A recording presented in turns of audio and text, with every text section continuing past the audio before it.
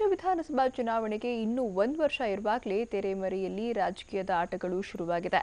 ಇದಕ್ಕೆ ಮಂಡ್ಯ ರಾಜಕೀಯವೂ ಹೊರತಾಗಿಲ್ಲ. ಪ್ರತಿಷ್ಠೆಯ ಕಣದಲ್ಲಿ ಟಿಕೆಟ್ ರಾಜಕೀಯಕ್ಕಾಗಿ ಘಟಾನುಘಟಿಗಳೇ ಕಣಕ್ಕಿಳಿದಿದ್ದಾರೆ.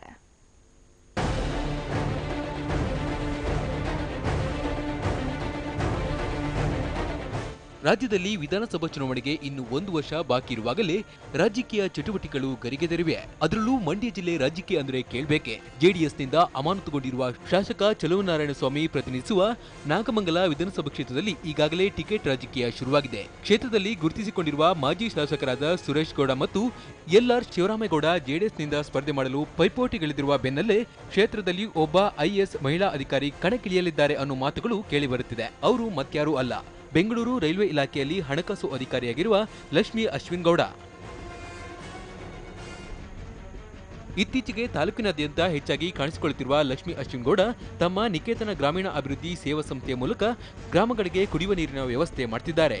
ಚುನಾವಣೆ ಸ್ಪರ್ಧೆಯ ಬಗ್ಗೆ ಕೇಳಿದರೆ ಸದ್ಯ ಸಮಾಜ ಸೇವೆ ಮಾಡ್ತೇನೆ, ಪಕ್ಷದ ವರಿಷ್ಠರು ಸೂಚಿಸಿದರೆ ಮುಂದೆ ನೋಡೋಣ ಅಂತಿದ್ದಾರೆ. ನಾವು ಮಾಡ್ತಾ ಇರೋದು ಇಲ್ಲಿ ಸೇವೆ, ಸಾಮಾಜಿಕ ಸೇವೆ.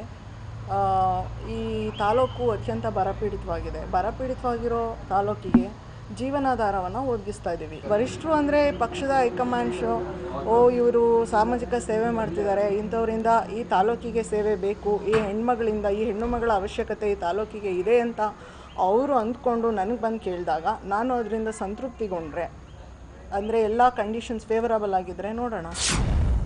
ಇತ್ತ ಜೆಡಿಎಸ್ನಿಂದ ಅಮಾನತಾಗಿರುವ ಚಲುವರಾಜಸ್ವಾಮಿ ಕಾಂಗ್ರೆಸ್ ಕೈ ಹಿಡಿಯುವ ಯತ್ನದಲ್ಲಿದ್ದಾರೆ. ಮಾಜಿ ಶಾಸಕರಾದ ಸುರೇಶ್ ಗೌಡ ಮತ್ತು ಎಲ್ಆರ್ ಶಿವರಾಮೇಗೌಡ ಇಬ್ಬರು ಕಾಂಗ್ರೆಸ್ ಪಕ್ಷದಿಂದ ಜೆಡಿಎಸ್ ಕಡೆ ಮುಖ ಮಾಡಿದ್ದಾರೆ.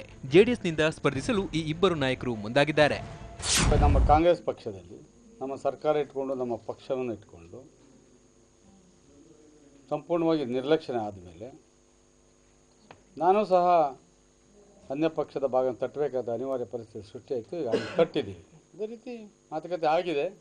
ಈಗ ನಾವು ಆ ಪಕ್ಷಕ್ಕೆ ಸೇರ್ಪಡೆ ಆಗ್ತೇನೆ ಅಂತಕ್ಕಂಥ ಮಾತನ್ನು ಸಹ ಹೇಳಿದ್ದೀನಿ. ಸೇರಿಸ್ಕೊಳ್ಳೋದು ಬಿಡೋದು ಅವರ ಬಗ್ಗೆ.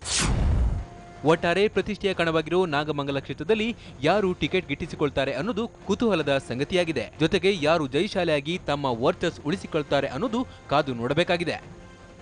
ರವಿ ಲಾಲಿಪಾಳ್ಯ, TV9 ಮಂಡ್ಯ.